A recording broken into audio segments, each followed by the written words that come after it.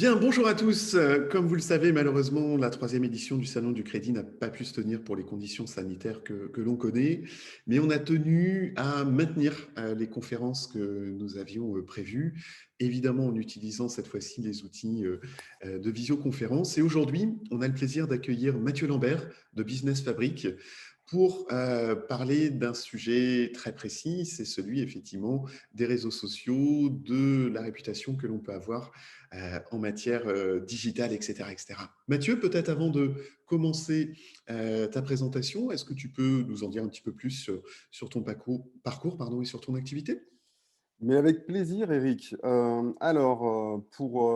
Je suis psychologue et statisticien de formation et informaticien et statisticien de formation. Alors que c'est un petit peu bizarre, mais voilà. Donc j'ai fait pas mal de choses avant de créer Business Fabric. J'ai été aussi gestionnaire de patrimoine pendant 8 ou 9 ans quand je suis revenu en France. J'ai fait beaucoup de marketing dans mes premières années. J'ai été responsable d'un cabinet qui faisait des études de marché. Et puis aujourd'hui, donc, je dirige Business Fabric, qui est un organisme de formation dédié à tous les professionnels des métiers de l'immobilier, du courtage bancaire ou assurantiel. Et puis voilà, donc on a une plateforme e-learning qui vend des formations réglementaires.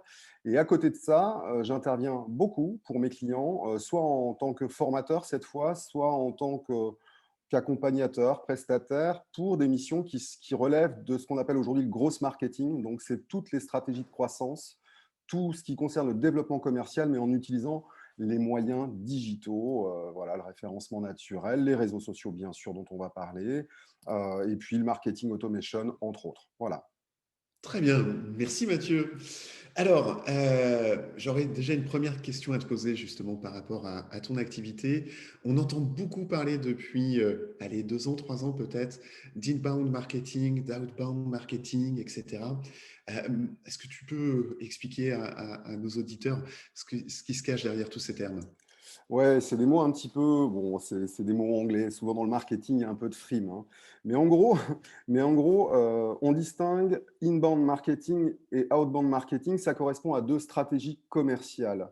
C'est-à-dire que quand je vais chercher des clients, quand je vais aller me développer commercialement, j'ai deux types de méthodologies qui s'offrent à moi. L'outbound marketing, c'est le marketing de l'interruption, c'est-à-dire que c'est toutes les techniques, toutes les stratégies qui vont interrompre mon prospect dans ce qu'il est en train de faire pour bien prendre la main et puis lui proposer des services ou engager la conversation. Par exemple, le pied dans la porte. Par exemple, le phoning. Le phoning, voilà, un courtier aujourd'hui reçoit une fiche et puis il va prendre contact avec lui, mais la personne au bout du fil, elle est peut-être en train de faire la cuisine ou toute autre chose. Et donc, on va interrompre ce que cette personne est en train de faire et du coup, ça peut, en tous les cas, ce qu'on constate, c'est que c'est de plus en plus compliqué aujourd'hui d'interrompre les gens dans ce qu'ils sont en train de faire parce que aujourd'hui, il y a beaucoup plus de sollicitations, de moyens de se divertir, notamment avec les outils digitaux aujourd'hui. Les gens sont collés sur leur téléphone portable et n'ont pas forcément le temps de répondre ou n'ont pas envie, tout simplement. Donc, c'est Ok. du marketing de l'interruption et donc, du coup, il faut avoir l'image de quelqu'un qui part à la chasse. Voilà, on est un chasseur, on part dans la forêt et puis on va essayer de débusquer, entre guillemets, le gibier. Bon, même si la comparaison est un peu hasardeuse. Là, l'inbound marketing là, on va plus à la chasse, mais on va plutôt à la pêche. Donc là, l'idée, c'est plutôt d'appâter et puis d'attendre que la personne vienne à soi. C'est typiquement tout ce qui concerne la publicité et tout ce qui va faire venir les gens à soi. Et là, on va parler plutôt de marketing de la permission. Les gens, en remplissant un formulaire de contact pour demander une simulation de prêt, par exemple, là, explicitement, ils disent: mais appelez-moi, appelez-moi, j'ai besoin de vous, n'hésitez pas à m'appeler. Et donc, du coup, la position commerciale n'est pas du tout la même lorsqu'on, entre guillemets, dérange quelqu'un ou lorsqu'au contraire, on répond à sa sollicitation. Je comprends. Ok. Voilà. Très bien. Merci beaucoup, Mathieu. Euh, je crois que tu avais prévu quelques slides hein, pour Ouais, illustrer notre présentation d'aujourd'hui.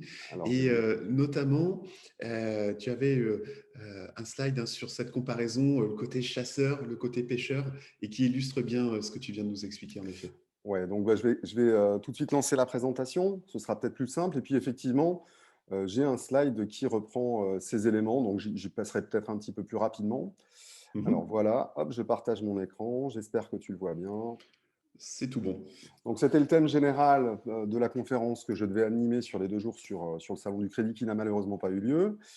Et donc, pour commencer, en introduction, je voudrais quand même je voulais faire rapidement, et je vais le faire, un état des lieux de ce qu'est aujourd'hui la vie des gens sur Internet. Alors, les chiffres datent de 2019, j'attends ceux de 2020, mais il faut bien se rendre compte de ces chiffres-là. En une minute, donc montre en main, voilà ce qui se passe par exemple sur Internet. Donc 1 million de connexions sur Facebook, 4,5 millions de vidéos regardées sur YouTube, 694 444 vidéos vues sur Netflix. Bon, je ne vais pas les faire tous, mais voilà, 1 million, près d'1 million de dollars dépensés en une minute sur Internet aujourd'hui dans le monde. Ah, tout ça pour dire que, évidemment, on parle de révolution numérique. Là, concrètement, on peut le visualiser. C'est-à-dire que ben, ce comportement-là, enfin ces chiffres-là, évidemment, ils ne cessent de croître. Ce n'était pas du tout le cas il y a une dizaine ou une vingtaine d'années. Enfin, je veux dire, Internet, c'est quand même relativement récent, c'est 98. Ensuite, Facebook, c'est 2004. Ensuite, les iPhones, c'est 2007. Donc d'ailleurs, ce n'est pas une révolution numérique, mais plusieurs révolutions numériques qui se succèdent. Et puis, il y en a d'autres encore à venir. On parle beaucoup d'intelligence artificielle, de machine learning ou de choses comme ça. Ce qu'il faut comprendre, c'est que derrière comment dire, ces chiffres-là se cachent finalement des habitudes de consommation ou des habitudes tout court d'ailleurs qui changent complètement. Et derrière les révolutions numériques, il y a une véritable révolution sociale. On n'achète plus sa voiture aujourd'hui comme on le faisait il y a 20 ans. Aujourd'hui, personne ne va dans une concession automobile avant d'avoir été sur Internet, regarder et comparer les différentes offres entre tel et tel modèle. Ça n'existe plus. On est dans un monde où on peut chercher les informations tout seul comme un grand, enfin voilà, et on n'a plus besoin, enfin, on n'a plus forcément besoin d'un conseiller qui va nous apprendre du début à la fin, mais plutôt d'un guide qui va nous guider dans la fin ou à un certain moment du parcours d'achat. Voilà. Et c'est intéressant ce que tu dis, Mathieu. Pardon, je te coupe, mais c'est Oui. vrai que tu faisais le parallèle un instant avec le monde de l'automobile, mais c'est vrai effectivement sur tous les marchés, y compris celui qui nous intéresse aujourd'hui, le marché du courtage en fait.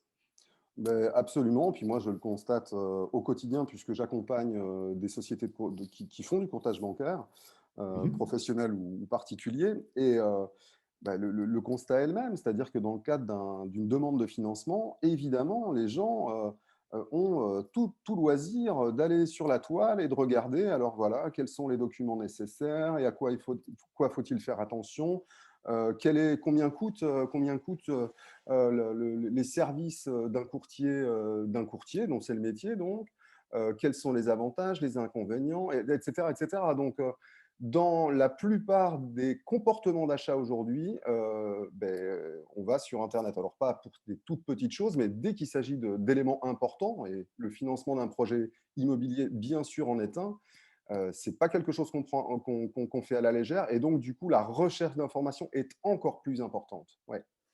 Ok, ok, merci Mathieu. Je poursuis. Oui, avec plaisir. Je poursuis. Alors, la révolution des médias sociaux, donc je parlais de révolution numérique, et donc qui engendre finalement une ou des révolutions sociales, puisque eh ben, aujourd'hui, on va plus s'informer de la même manière, on va plus consommer de la même manière, on va plus. Voilà, on fait plein de choses qu'on ne faisait pas avant. Et puis, les médias sociaux, on a tendance à penser en premier lieu à Facebook ou comment dire, aux, aux réseaux sociaux principaux, mais la petite roue que tu vois à gauche, là, montre toutes les grosses sociétés, parce que enfin, là, il s'agit de sociétés qui pèsent parfois des millions, voire des milliards de dollars. Eh ben, c'est toutes les applications qui concernent les médias sociaux aujourd'hui et qu'on peut répartir en six catégories. Donc, tous les outils qui servent à publier, tous les outils qui servent à partager, à envoyer des messages, à discuter, à collaborer et à réseauter, si je puis dire. Et puis au Mhm. centre, on a les poids lourds avec, on reconnaît les logos de TikTok, LinkedIn, Facebook, Instagram, etc., etc. Donc voilà, il faut quand même comprendre que les médias sociaux, c'est pas Facebook, LinkedIn et Instagram, par exemple. Non, non, c'est toute une nébuleuse.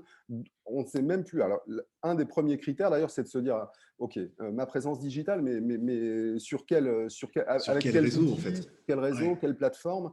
Et ça, c'est important parce que la base, avant de se dire, oui, il faut être sur les réseaux sociaux, c'est de se demander vraiment qu'est-ce qui est le plus intéressant par rapport à mes objectifs, où se trouvent mes clients, comment faire pour gagner du temps sur tel ou tel processus dans ma relation digitale avec les consommateurs, mes prospects, mes clients.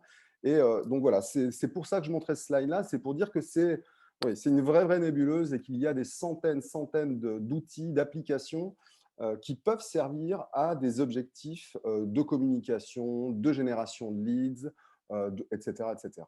Alors, petit chiffre encore, aujourd'hui, la révolution numérique, bon, alors bon, il y a, je crois, 7 milliards 500 millions d'individus sur la planète. C'est 4 milliards d'individus qui sont, on est 4 milliards à être connectés à Internet. Donc, c'est plus de la moitié de la population mondiale.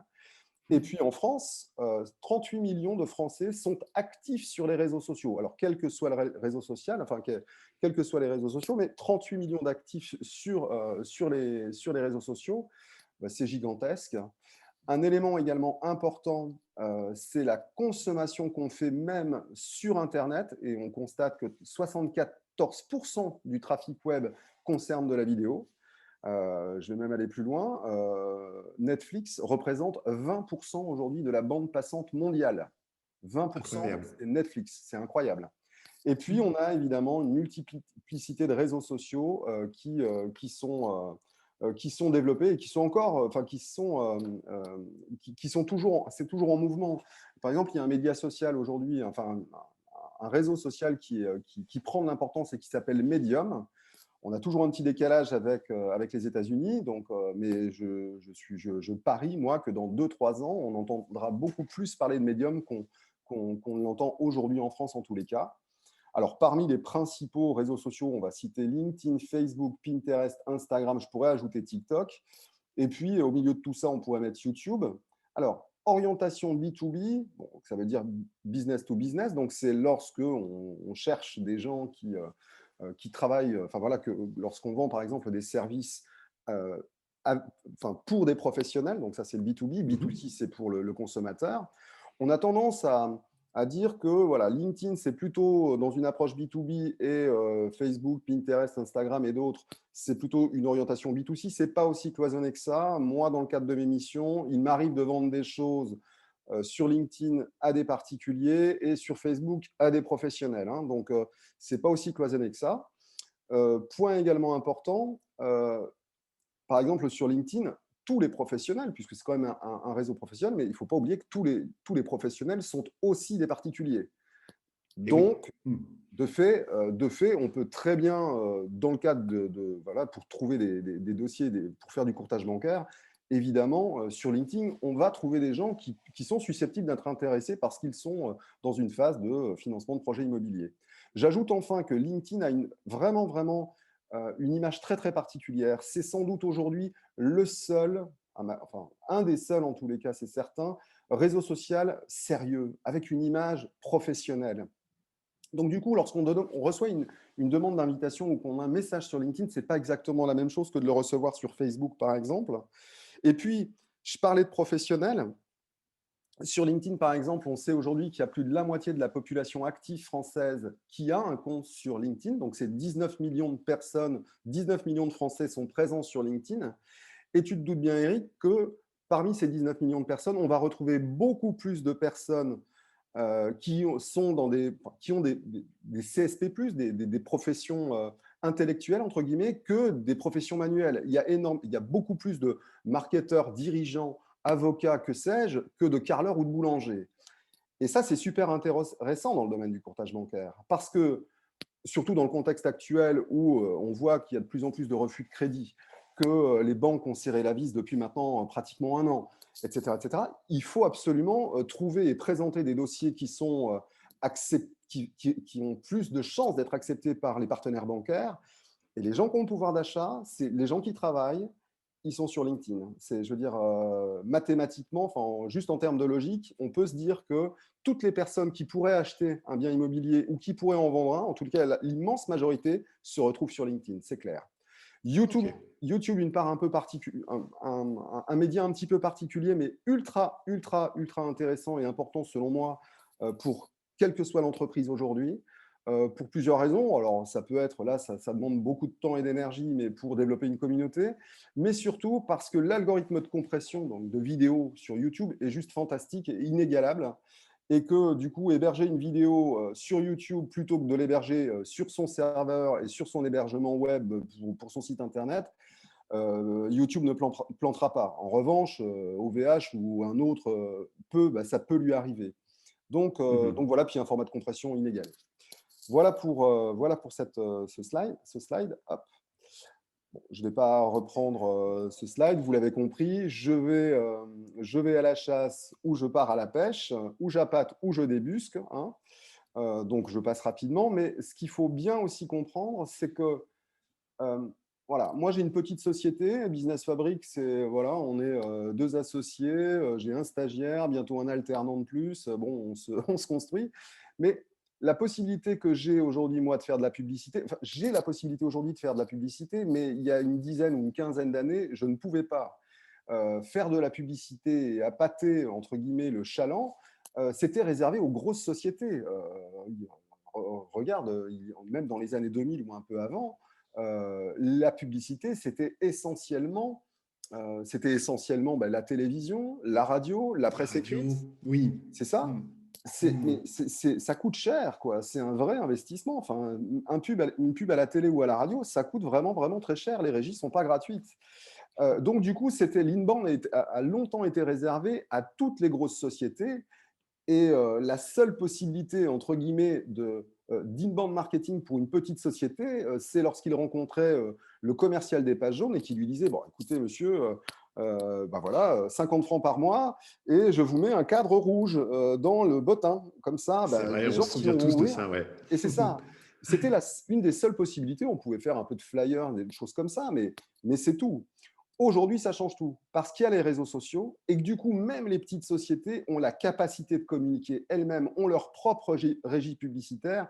Et si elles savent se servir de ce type d'outils, alors elles peuvent elles-mêmes attirer des gens. Et ça change absolument tout.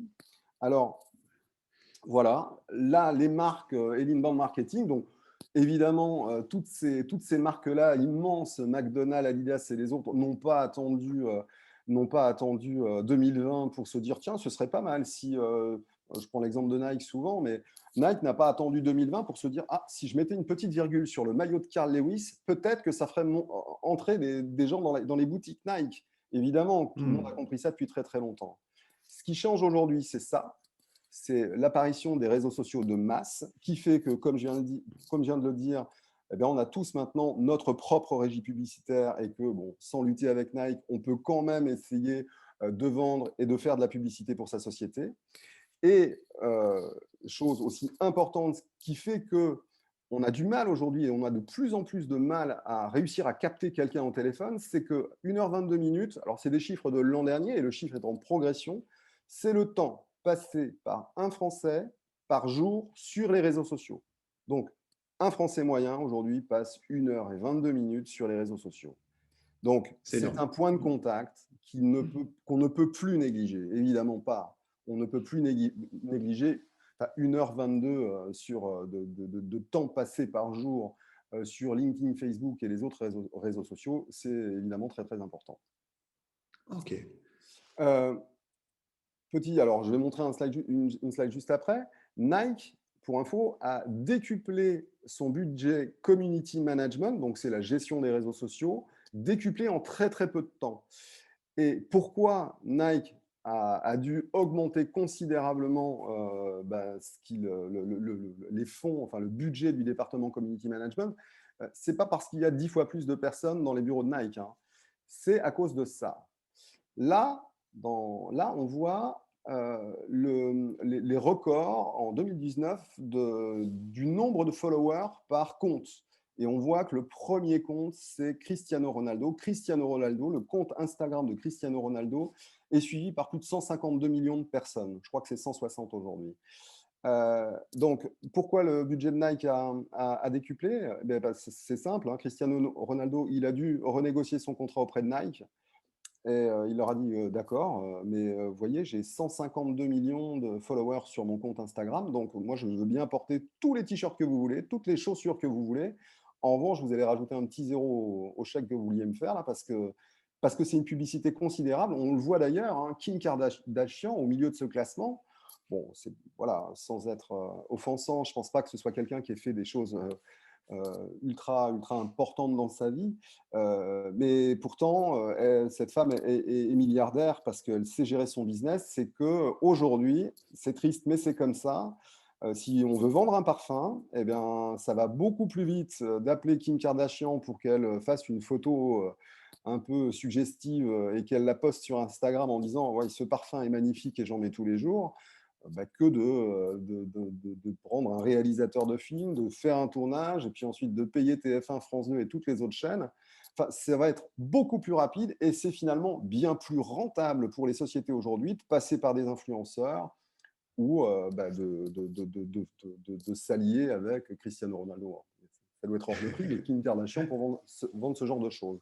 Donc, les réseaux sociaux, c'est quelque chose d'assez immédiat dans le processus d'achat en fonction de ce qu'on a réalisé et de ce qu'on veut faire. Voilà. Ok. Alors, moi, je pense, aujourd'hui, je dois être un des experts sur LinkedIn. Enfin, je ne suis pas le seul, hein, mais voilà, je peux être considéré, j'imagine, comme un expert sur la plateforme LinkedIn. Donc, je vais plutôt parler de LinkedIn, évidemment.